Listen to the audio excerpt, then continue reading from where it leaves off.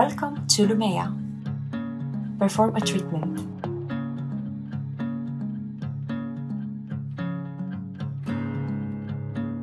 If you've successfully tested your skin with no reactions after 24 hours, you can start your treatment.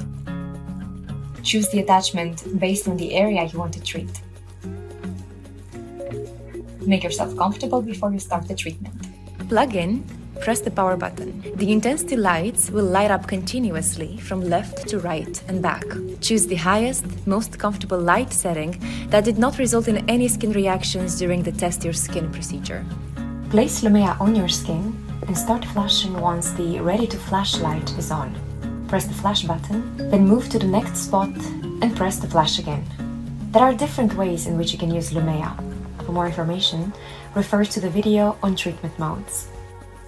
Note that if you experience any pain, reduce the light intensity setting or stop using Lumea.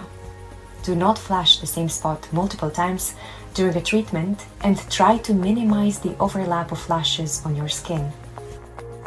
If you want to treat another body area, make sure you select the right attachment and restart the process. Finished? Hold the power button for 2 seconds to turn it off.